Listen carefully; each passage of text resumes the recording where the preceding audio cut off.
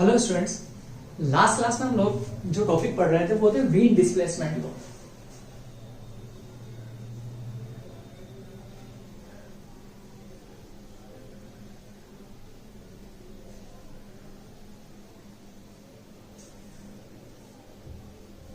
Wind displacement law, इसमें हम लोगों ने देखा था कि जो ग्राफ था वो किस किस के बीच में था। स्पेक्ट्रल इमिसिव पावर ई लैम्डा और लैम्डा के बीच में, डेट मींस वेवलेंथ के बीच में। और वो ग्राफ हमने देखा था कुछ इस तरीके से आया था, क्लियर। और हमने यहाँ पे बात की थी कि जिस मैक्सिमम एनर्जी के लिए या स्पेक्ट्रम इमिसिव पावर के लिए जो वेवलेंथ होती है उसे हम लैम्डा एम बोलते हैं। ये मैंने आप लोगों को लास्ट क्लास में एक्सप्लेन भी किया था, फिर भी एक बार और एक्सप्लेन कर देते हैं। मान लेते हैं जैसे कि हमारे पास कोई बॉडी है, ये कोई रैंडम है, इस बॉडी का कुछ टेम्परेचर होगा। अगर इस बॉडी का कुछ टेम्परेचर है तो इस बॉडी से हर टाइप के रेडिएशन का मतलब है यहां पर कि हर वेवलेंथ का रेडिएशन यहां से इमिट हो रहा है, ठीक है, कुछ इस तरीके से। और जो वेवलेंथ यहां से इमिट हो रहा है उस वेवलेंथ की जो रेंज है वो 0 टू इंफिनिटी कुछ भी हो सकती है। यानी कि यहां पे से हमें पता है कि कोई भी बॉडी, प्रीवियस टू लॉ के अकॉर्डिंग हमें क्या पता है कि कोई भी बॉडी है उसका टेम्परेचर अगर T है तो वो रेडिएशन क्या कर रहा है, इमिट कर रहा है। अगर वो रेडिएशन इमिट कर रहा है तो वो इलेक्ट्रोमैग्नेटिक वेव की फॉर्म है, और वो इलेक्ट्रोमैग्नेटिक वेव की फॉर्म में तो उनकी कुछ वेवलेंथ होगी। अब यहाँ पे से जो रेडिएशन निकल रहा है उसकी जो वेवलेंथ है वो 0 से लेकर इन्फिनिटी तक किसी भी रेंज में हो सकती है। मान लेते हैं कि इस बॉडी से जो एनर्जी निकल रही है वो निकलती है, सब कुछ कीजिए 1000 या 100 जूल, मान लीजिए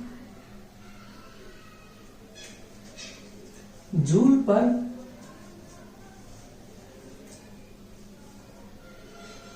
सेकंड इंटू मीटर स्क्वायर ऐसे निकलती है, यानी कि ई इतनी एनर्जी निकलती है। मान लेते हैं जो भी एनर्जी, या जूल में मान लीजिए अगर मैं एनर्जी की बात करूं, वरना ये क्या पावर हो जाएगा हमारे पास, ई हो जाएगा, ठीक है। इतनी एनर्जी निकल रही है इस पूरी बॉडी से इतनी एनर्जी निकल रही है। मान लेते हैं इस पूरी बॉडी से 100 जूल एनर्जी निकल रही है। तो अभी जो 100 जूल एनर्जी निकल रही होगी इसका मतलब यहाँ पे से अलग अलग जो रेडिएशन निकल रहे हैं उनकी वेवलेंथ की फॉर्म में निकल रही होगी। तो मैंने ये मान लिया है कि मान लेते हैं यहाँ पर कि जो वेवलेंथ है अगर वो 2000 एंगस्ट्रॉम से लेकर के 2002 एंगस्ट्रॉम तक की जो वेवलेंथ है, कोई सा भी आप एरिया ले सकते हो, कि 2000 एंगस्ट्रॉम से लेकर 2000.002 एंगस्ट्रॉम तक की वेवलेंथ से जो एनर्जी निकलती है उस एनर्जी को हमने समझ लो मेरी बात को भाई, इस वेवलेंथ से लेके इस वेवलेंथ, क्योंकि हमें तो 0 से लेके इन्फिनिटी तक है तो ये वाली जो रेंज है वो भी लाई कर रही होगी। तो अगर हम मानते हैं कि इस रेंज से, यानी कि इस वेवलेंथ की जो रेडिएशन बाहर निकल रहा है उस रेडिएशन से जो एनर्जी बाहर निकलती है वो मान लेते हैं हम लोग, सपोज कीजिए 0.1 जूल है, कितनी 0.1 जूल है, इतनी एनर्जी निकल रही है। या फिर आप इसी को, जैसा कि मैंने आप लोगों को पहले समझा था कि स्पेक्ट्रल पावर की फॉर्म में भी लिख सकते हो, जैसा भी मैंने सिखाया था। अगर मैं इसी ई को ई लैम्डा लिख दूं तो क्या हो जाएगा, जूल पर सेकंड पर मीटर स्क्वायर हो जाएगा। तो ये चीज क्या कहलाती है, इस ई लैम्डा के बीच में और यहां से जो रेडिएशन निकला ये लैम्डा, इसके बीच का ग्राफ है। तो यहां पर हमने देखा था ये लैम्डा समझ में आ गया था आपको।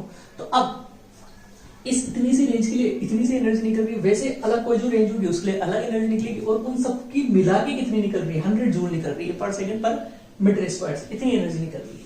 तो यहां पर जो ये ई मैक्सिमम है, इस ई मैक्सिमम का मतलब है कि जिस रेंज की वेवलेंथ है, कोई भी रेंज हो सकती, उस रेंज के लिए अगर जो रेडिएशन निकल रहा है वो मैक्सिमम है, यानी कि जो एनर्जी निकल रही है मैक्सिमम है, यानी कि कोई तो ऐसा ग्रुप होगा जिस वेवलेंथ के लिए ये जो एनर्जी निकल रही है वो ज्यादा होगी, मैक्सिमम होगी।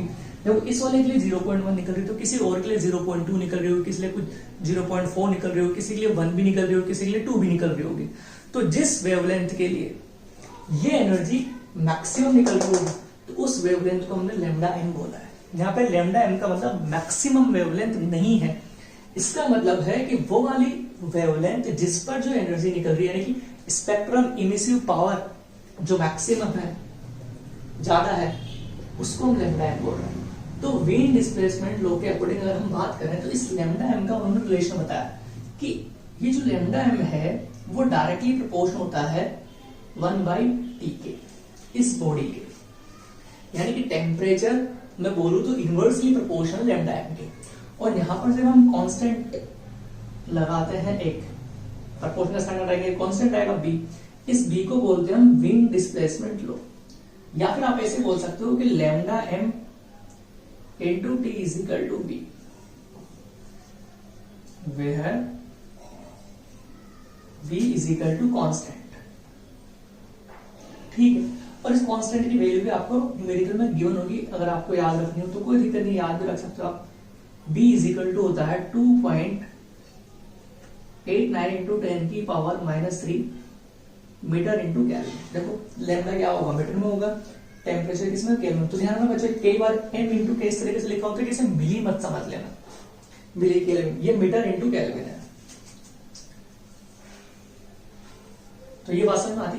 ये विंड डिस्प्लेसमेंट ने बोला कि लैम्डा और टी का प्रोडक्ट क्या होता है, कांस्टेंट, और इसी की हेल्प लेके हम लोग किसी भी प्लेनेट का टेम्परेचर कैलकुलेट कर सकते हैं। जैसा कि मैंने आपको लास्ट लेक्चर में बताया था, अगर मुझे सन का टेम्परेचर कैलकुलेट करना है तो फिर हम किसका यूज लेंगे, इस फॉर्मूला का, क्योंकि हम किसी इंस्ट्रूमेंट को तो डायरेक्ट सन के पास नहीं ले जा सकते उसका टेम्परेचर मेजर करने के लिए, ठीक है, क्योंकि वहां पर टेम्परेचर काफी ज्यादा है और कोई सी भी जो मटेरियल है जिसे हम जानते हैं वो वहां पर जाएगा तो क्या हो जाएगा, मेल्ट हो जाएगा।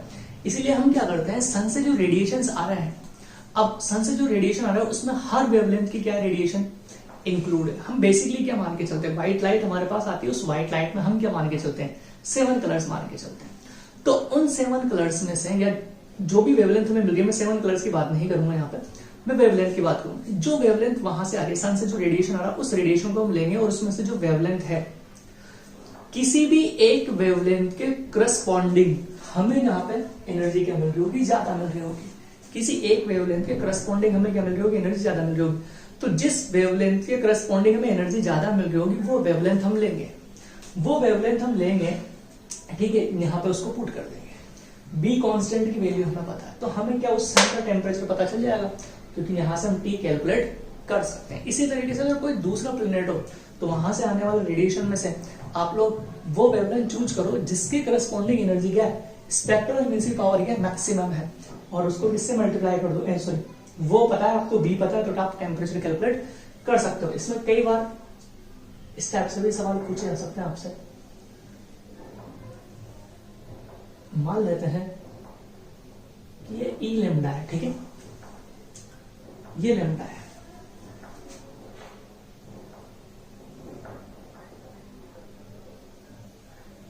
ऐसे।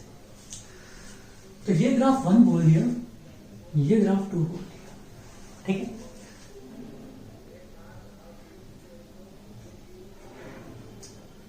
इसे लैम्डा m1 बोल दिया,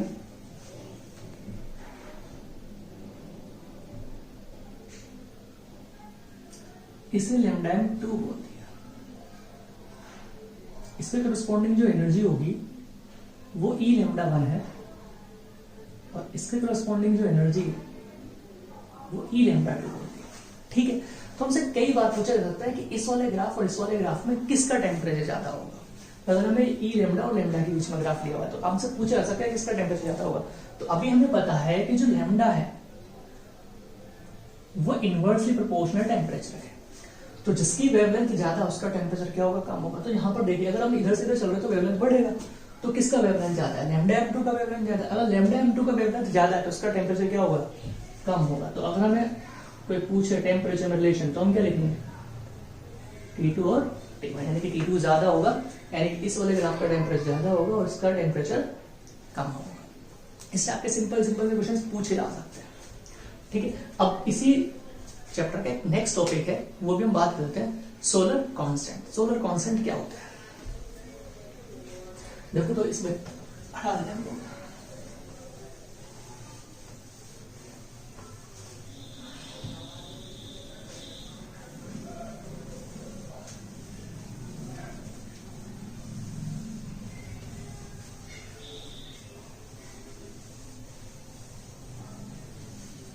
देखो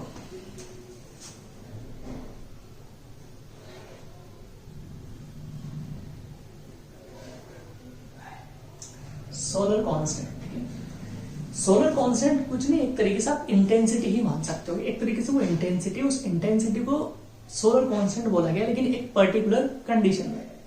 इंटेंसिटी तो हम किसी भी सोर्स के लिए बात कर सकते हैं, ठीक है। जब हम सन से जो लाइट आ रही है उसकी इंटेंसिटी की बात करते हैं, जब वो अर्थ पर गिर रही हो। सन से जो लाइट आ रही है वो किस पे गिरती, अर्थ पर गिर रही हो, तो उस सेंस में अर्थ पर सन से जो लाइट आ रही है उस लाइट की अगर मैं अर्थ के ऊपर जो लाइट गिर रही है उसकी इंटेंसिटी कैलकुलेट करता हूं तो उसे हम क्या बोलते हैं, सोलर कांस्टेंट बोलते हैं। सिंपल लैंग्वेज में ये है। वैसे तो इंटेंसिटी को आप सभी जानते हो, इंटेंसिटी क्या होता है, I is equal to power upon area, ये होता है। लेकिन ये हर एक के लिए जनरल है, जनरल फॉर्मूला है। लेकिन अगर मैं यही इंटेंसिटी सन के केस में बात करता हूं, सन और अर्थ के केस में, सन से रेडिएशन ज्यादा, ठीक है, हर तरफ, और जब ये अर्थ पर गिर रहा है तो इस सन के रेडिएशन की वजह से, सन से जो एनर्जी जा रही है, लाइट जा रही है, उस लाइट की इस अर्थ के ऊपर जो इंटेंसिटी है, उस इंटेंसिटी को हम लोग क्या बोलते हैं, सोलर कांस्टेंट बोलते हैं। अब ये तो आपको कैलकुलेट करना आता है। देखो ये कैलकुलेट करने के लिए मैं आपको छोटी छोटी सी चीजें बताता हूँ। आप लोगों ने शायद पढ़ भी लिया हुआ इंटेंसिटी का मतलब क्या है, बट है क्या, एक तरीके से मैं आपको इंटेंसिटी।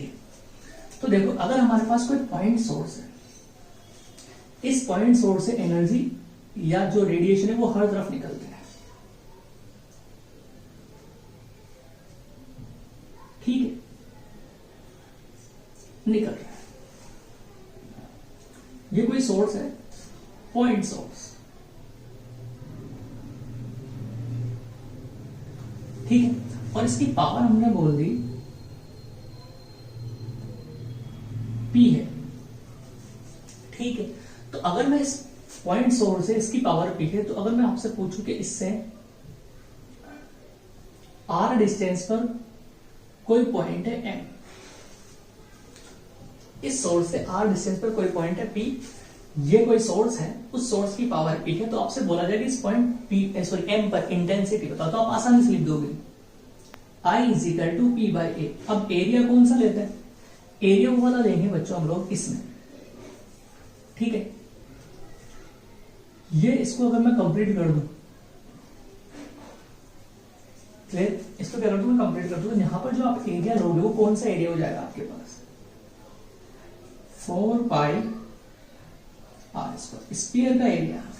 यानी कि आप क्या करो, अगर पॉइंट सोर्स है तो ये जो रेडिएशन निकल रहा होगा वो हर डायरेक्शन में निकल रहा होगा, यानी कि इससे जो ज्योमेट्री बन रही होगी वो कैसी बन रही होगी, स्फीयर बन रही होगी। तो इससे जितनी डिस्टेंस पर पॉइंट है उतनी रेडियस का एक आप स्फीयर मानो और उसको ऐसे कवर कर दो, ठीक है।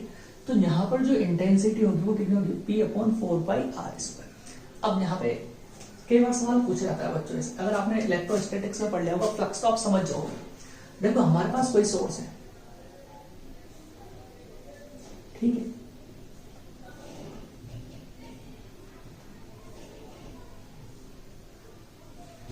तो आप समझ जाओगे इस चीज को, ये इंटेंसिटी आप समझ आएंगे। इस सोर्स की पावर P थी, इससे तो हमने क्या किया, स्फीयर बनाया और यहाँ पे इंटेंसिटी निकालनी, तो हमें क्या कर दिया, एरिया से डिवाइड। अब एरिया कौन सा, इस पूरे स्फीयर का एरिया, ठीक है। ये कोई सोर्स है। अब हमने क्या किया, यहाँ पे 2 सर्कल बना, एक ये, एक ये, ठीक है। इस सोर्स की पावर P है, तो ये सर्कल 1 है, ये सॉरी स्फीयर 1 है, ये स्फीयर 2 है। तो अब आपसे कोई पूछे पावर का मतलब क्या है, पावर का मतलब क्या है, जूल पर सेकंड, ये तो एनर्जी पर सेकंड। तो आपसे अगर कोई पूछे कि जो फर्स्ट स्फीयर है, इस फर्स्ट स्फीयर पर कितनी एनर्जी गिर रही है 1 सेकंड में, और ये जो 2 वाला स्फीयर है इसके ऊपर कितनी एनर्जी गिर रही है 1 सेकंड में, ये पूछ रहे, ये तो पावर है। तो P1 ज्यादा होगा या P2,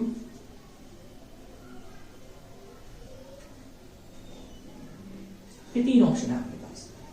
तो ध्यान रखना, इस वाले स्फीयर पर जितनी एनर्जी गिर रही है 1 सेकंड में, उतनी एनर्जी इस वाले स्फीयर पर भी गिर रही है, क्योंकि इसमें से जितना रेडिएशन निकल रहा है उतना रेडिएशन फर्स्ट से जितना बाहर निकल रहा है उतना रेडिएशन सेकंड से बाहर निकल रहा है।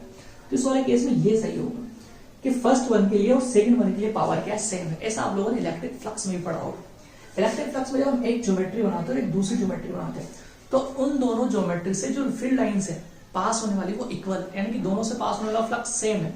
तो यहाँ पर जितनी एनर्जी एक तरीके से क्या रेडिएशन ही तो है, लाइंस ही तो है, तो जितनी लाइंस इस वाले स्फीयर पे गिर रही है उतनी लाइंस बाहर वाले स्फीयर पे भी गिर रही है उतने ही टाइम में। तो दोनों के लिए पावर सेम है, लेकिन अगर मैं इंटेंसिटी पूछूं तो इस 1 वाले के लिए अलग है और 2 वाले के लिए अलग है। क्योंकि देखो यहाँ पर जो एनर्जी गिर रही थी, मान लीजिए इससे जो एनर्जी निकल रही है वो 100 जूल निकल रही है, 100 जूल निकल रही है। तो वो 100 जूल एनर्जी इस इतने से एरिया पे डिस्ट्रीब्यूट हो रही है 1 सेकंड के अंदर, ठीक है।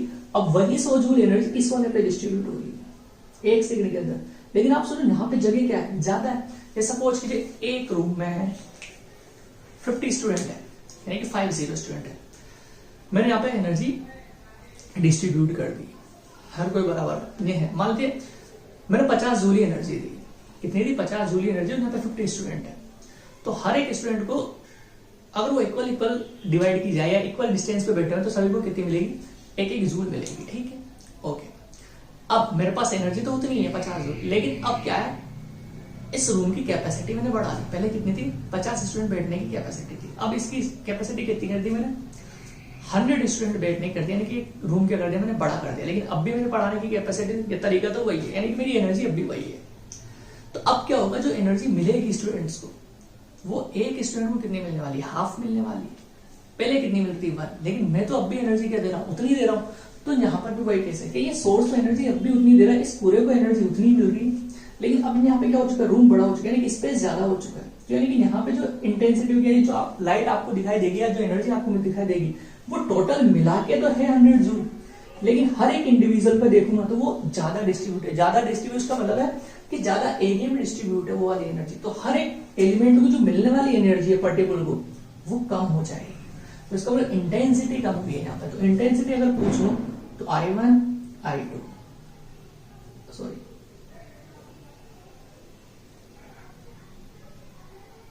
तो यहाँ पे देखो, अब इसका एरिया कम है जैसे कि हमने यहाँ पे पढ़ा, तो जिसका एरिया कम उसकी इंटेंसिटी ज्यादा, तो इसका एरिया कम है तो इसकी इंटेंसिटी ज्यादा हो जाएगी, तो आंसर ये आ जाएगा। यही चीज होती है। अब थोड़ा और समझते हैं, जैसे कि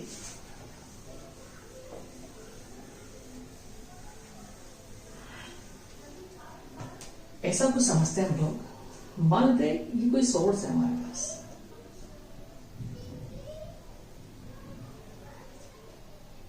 इस सोर्स से रेडिएशन निकल रहा है हर तरफ, इधर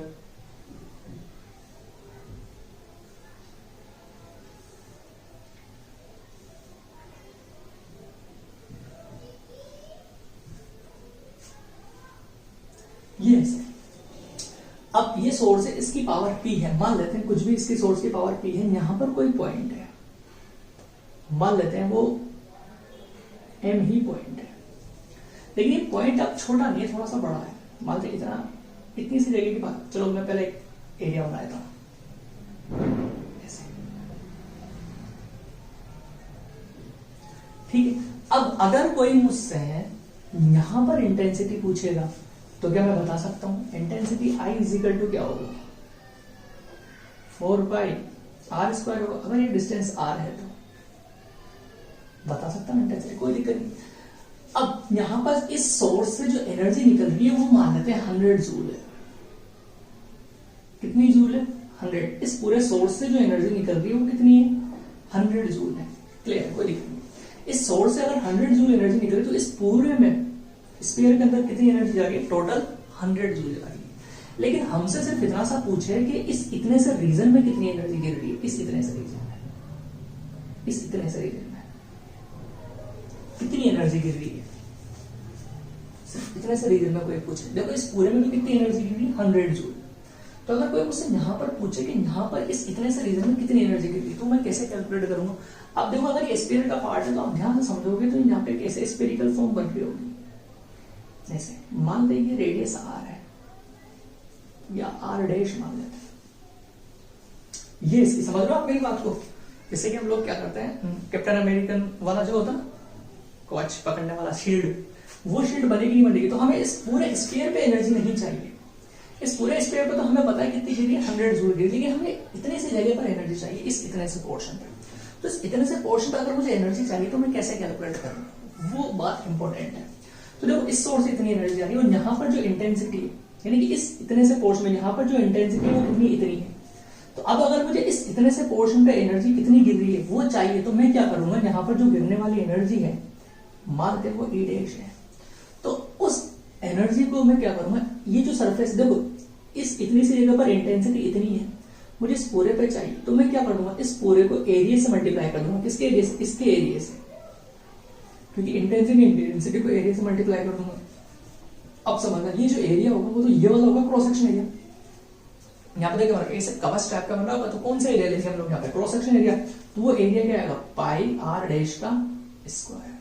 तो इस इतने से रीजन में जो एनर्जी गिर रही है उसे क्या करेंगे, इस इंटेंसिटी को आई से इससे मल्टीप्लाई कर देंगे, इसका जो क्रॉस सेक्शन एरिया है वो वाला। ध्यान रखना, अगर मैं इसको ऐसे बंद भी कर देता ऐसे, तो भी मुझे कौन सा एरिया लेना पड़ता, प्रोजेक्टेड एरिया, क्योंकि ये जो एनर्जी गिर रही है आप समझ पा रहे वो तो ऐसे ऐसे ही ना। तो इस इतनी सी जगह का मुझे चाहिए, तो मुझे तो ये सीधी वाली एनर्जी चाहिए। सो सीधी वाली एनर्जी का मतलब क्या आपके पास, ये जो प्रोजेक्टेड एरिया है ये वाला, तो ये प्रोजेक्टेड एरिया लेना होता है यहाँ पर। यहाँ पर अगर मुझे किसी भी जगह पर एनर्जी चाहिए तो हम क्या करेंगे, जिस जगह पे मुझे एनर्जी चाहिए उस जगह पे पहले हम इंटेंसिटी कैलकुलेट कर लेंगे, और जितनी जगह के लिए बोला जाता है मुझे इतनी सी जगह के लिए चाहिए, तो इतनी सी जगह का हम एरिया कैलकुलेट कर लेंगे, वहां पर हमें क्या मिल जाएगी, एनर्जी मिल जाएगी। यही कॉन्सेप्ट हम लोग सोलर सिस्टम में काम में लेते हैं, सॉरी सोलर कॉन्स्टेंट में काम में रहते हैं। तो ये जो यहाँ पे इंटेंसिटी हमें मिली ना, इस इंटेंसिटी को हम लोग क्या बोलते हैं, सोलर कांस्टेंट बोलते हैं। किसके केस में, सन और अर्थ के केस में। तो अब हम क्या करेंगे, मान लो ये सन है और ये अर्थ है, तो अर्थ पर जो एनर्जी गिर रही है सन से, वही कैलकुलेट करना है हमें।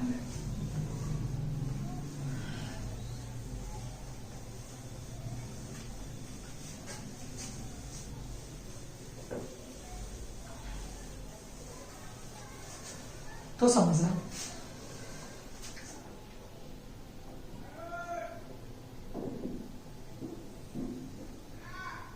मान लेते हैं ये सन है, ठीक है।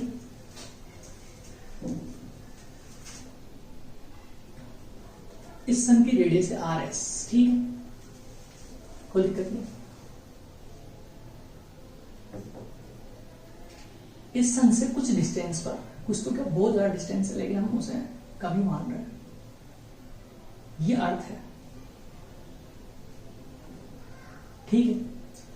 इस अर्थ की रेडियस है मान लेते हैं आर ई, अर्थ की रेडियस कितनी, आर ई। ये सन से है या सन के सेंटर से है, अर्थ के सेंटर की जो डिस्टेंस है उसे हमने डी बोल दिया, दोनों सेंटर्स के बीच की। अब इस सन से तो क्या निकल रहा है, रेडिएशन बाहर निकल रहा है, एनर्जी निकल रही है इससे बाहर, ऐसे हर तरफ एनर्जी निकल रही है। तो अगर मैं यहाँ पे बात करूं तो एनर्जी हर तरफ निकल रही है। तो इस सन से जो एनर्जी निकल रही है वो एनर्जी हम कैलकुलेट कर सकते हैं कि पर सेकंड में कितनी एनर्जी निकल रही है, इसकी पावर। हमने पढ़ा था किसमें, स्टीफन्स लॉ में, कि कोई भी बॉडी है जो एनर्जी रेडिएट कर रही है वो हमें पता है। तो हमने मान लेते हैं सन का टेम्परेचर टी है, कुछ भी टेम्परेचर होगा टी मान लेते हैं।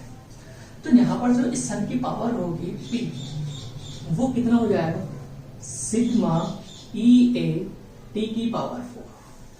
ये होगा नहीं, एक इसका एरिया होगा यहाँ पे सन का, और सन का एरिया क्या लेंगे हम लोग, sigma E A 4 pi are S का होल स्क्वायर इनटू टी की पावर। अगर हम सन को ब्लैक बॉडी मान लेंगे तो ए की वैल्यू 1 हो जाएगी, यानी कि इससे निकलने वाली पावर तो हमें मिलेगी।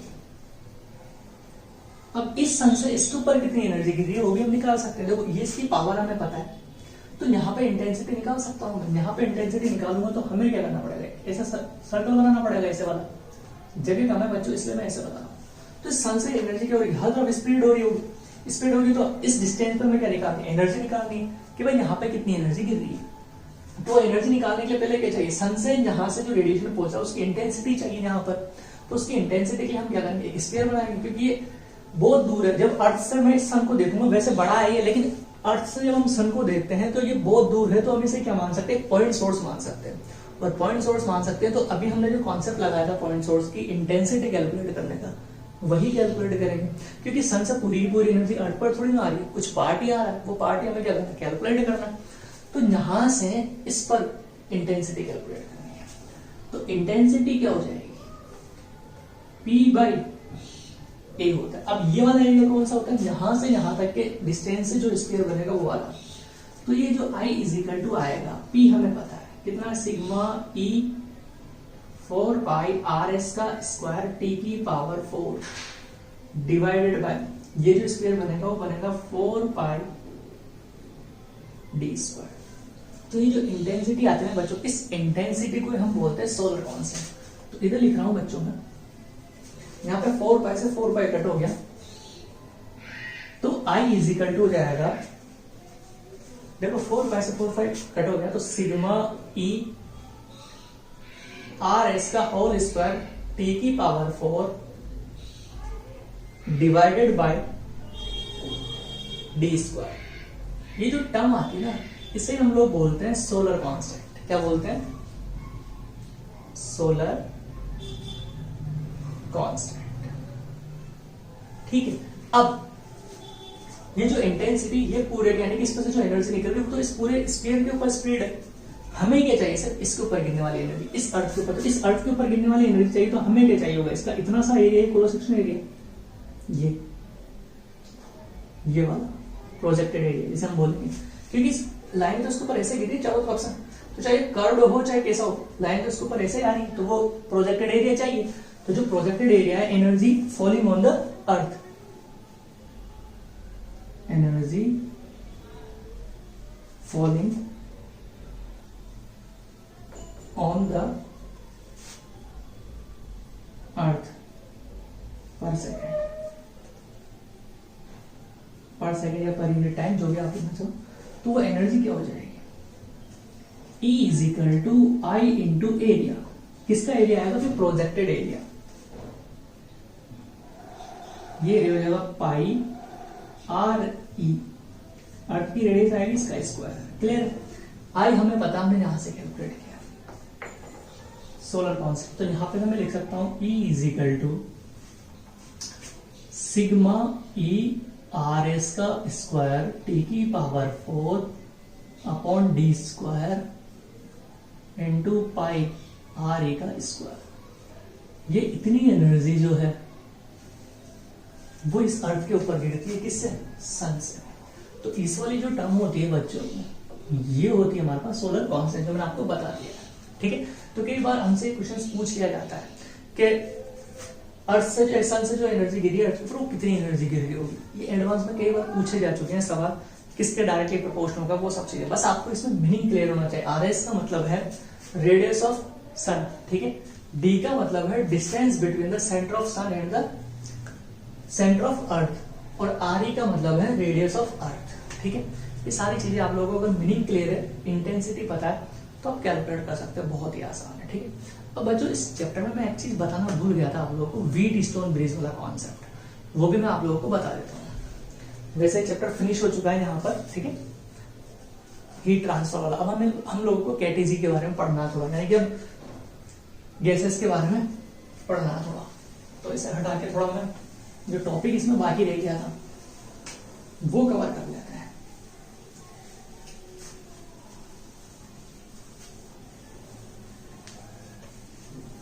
व्हीट स्टोन ब्रिज,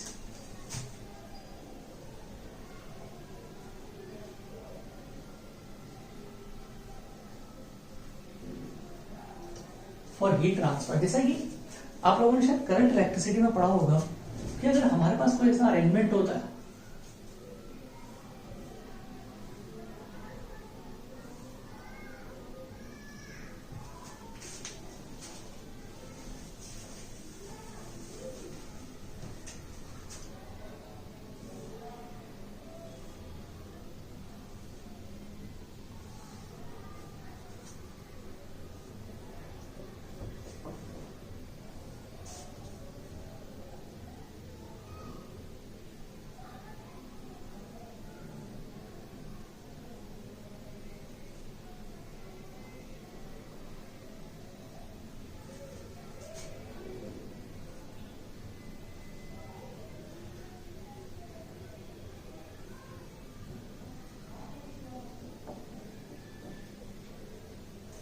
ऐसा अगर कोई सर्किट होता है तो उसे हम बोलते हैं व्हीट स्टोन ब्रिज। ठीक है, यहाँ पे एक कंडीशन होती है बैलेंस्ड व्हीट स्टोन ब्रिज।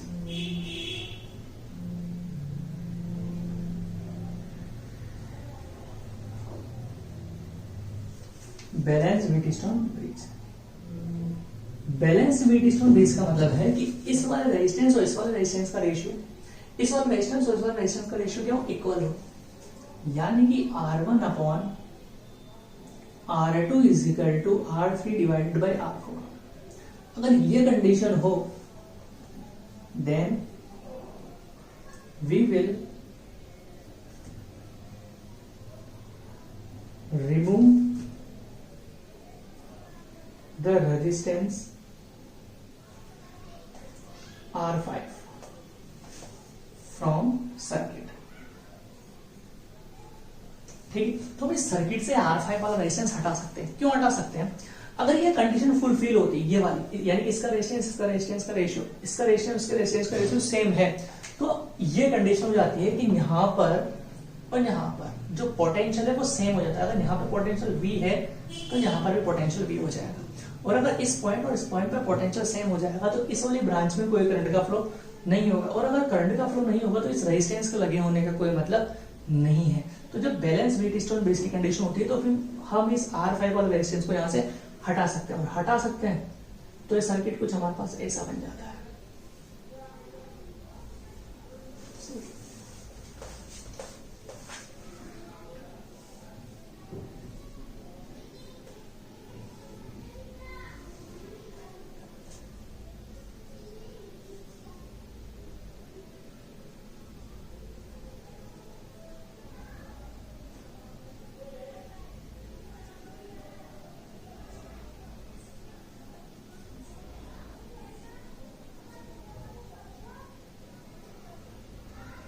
अब हम इसे आसानी से कैलकुलेट कर सकते हैं, जैसे कि R1 और R3 किस में हो जाएगा, सीरीज में, R2 और R4 किस में हो जाएगा, सीरीज में, और इन दोनों का रिजल्टेंट किस में हो जाएगा, पैरेलल में।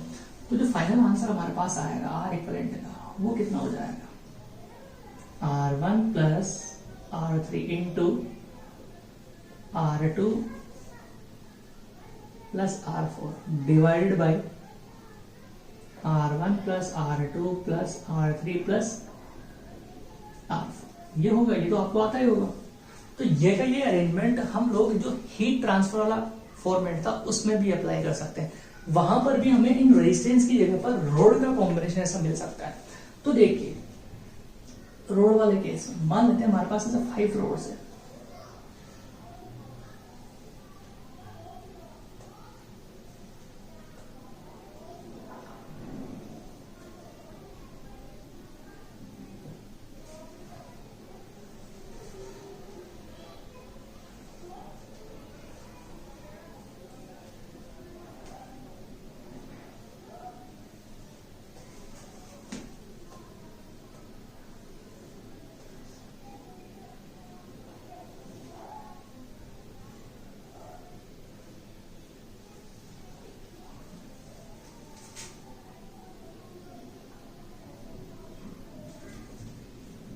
हमसे ऐसा भी बोला जा सकता है, ठीक है, हमसे ऐसा बोला जा सकता है कि ये वाला जो एंड है इसका टेम्परेचर 100 डिग्री सेंटीग्रेड रखा गया है, इस वाले एंड का टेम्परेचर, ठीक है, और ये वाला जो एंड है उसका टेम्परेचर मान लीजिए 0 डिग्री या कुछ भी रखा जा सकता है, मान लीजिए 0 डिग्री रखा। ये 5 रोड्स का अरेंजमेंट है, इसके लिए K1 है, L है और एरिया A है, इसके लिए K3 है, L है और एरिया A है, इसके लिए K2 है, L है और एरिया A है, इसके लिए K4 है, लेंथ L है और एरिया A है। तो हमसे पूछा जा सकता है इस पूरे अरेंजमेंट के अंदर कितना हीट का ट्रांसफर होगा, और इस वाले के लिए K5 L और A है, ऐसा पूछा जा सकता है। तो हमें इस पूरे के अंदर हीट ट्रांसफर कैलकुलेट करने के लिए, यानी कि यहां से यहां तक कितना हीट का ट्रांसफर होगा वो कैलकुलेट करने के लिए इस पूरे को सोल्व करना पड़ेगा। और इस पूरे को सोल्व करने के लिए मैंने आप लोगों को सिखाया था कि इसका इसका इसका इसका इन पांचों का आपको क्या पता होना चाहिए, रेजिस्टेंस पता होना चाहिए। तो हम क्या करेंगे, इस पूरे के पूरे सर्किट को हम इस वाले फॉर्मेट में कन्वर्ट कर सकते हैं। तो देखो R1 जो रेजिस्टेंस आया, इस वाले का जो रेजिस्टेंस आएगा वो कितना हो जाएगा, L by K1 into A। इसका रेजिस्टेंस आएगा वो आएगा, इस वाले को इसी में कन्वर्ट कर दिया, ठीक है। उसी तरीके से इसका जो रेजिस्टेंस आएगा वो L बाई ये होगा। अब अगर इन रेजिस्टेंस का रेशियो इस वाले रेशियो के अकॉर्डिंग है तो हम इसमें से भी R5 वाली रोड हटा सकते हैं, कि जो रोड है इस रोड को हटा सकते हैं, सर्किट ऐसा बना सकते हैं, तो हमें आर इक्विवेलेंट पता चल जाएगा। ये वाला फॉर्मेट लगाएंगे और हमको सबकी वैल्यूज पता है, तो आर इक्विवेलेंट पता चल जाएगा, और आर इक्विवेलेंट पता चल गया तो इसमें हीट फ्लो हम पता कर सकते हैं। तो हीट फ्लो क्या हो जाएगा, dq by dt is equal to temperature difference delta T upon R equivalent, यही होता है। और डेल्टा टी हमें पता है कितना है, 100 डिग्री माइनस 0 डिग्री सेंटीग्रेड, जो भी डिवाइडेड बाय आर इक्विवेलेंट, और आर इक्विवेलेंट आप इस प्रोसेस से कैलकुलेट कर सकते हो। तो इस तरीके से अगर आपके पास बीट स्टोन ब्रिज वाले न्यूमेरिकल्स आ जाते हैं, ऐसे वाले अरेंजमेंट वाले, तो भी आप उसे सर्किट थ्योरी में कन्वर्ट करके सोल्व कर सकते हो। इस आर का फॉर्मूला वहां पे अलग होता है, यहाँ पे फॉर्मूला अलग होता है। जब आप रेजिस्टेंस में पढ़ते हो तो इस आर का फॉर्मूला आप लोगों के पास आता है रो एल बाई ए, ये आता है रेजिस्टेंस के लिए, करंट इलेक्ट्रिसिटी में। लेकिन हमारे हीट फ्लो के लिए फॉर्मूला क्या था, एल अपॉन के ए। बस यहाँ पे रो है, यहाँ पे कितना हो जाता है, 1 बाई के हो जाता है, क्योंकि यहाँ पे रेजिस्टिविटी और यहाँ पे कंडक्टिविटी, और आप लोगों को पता भी होगा कि रेजिस्टिविटी रेसिप्रोकल होती है किसके, कंडक्टिविटी के, इसीलिए यहाँ पे 1 बाई के लिखा हुआ है। ठीक है, तो ये फॉर्मेट भी लिखा और ये चैप्टर भी हमारा फिनिश हो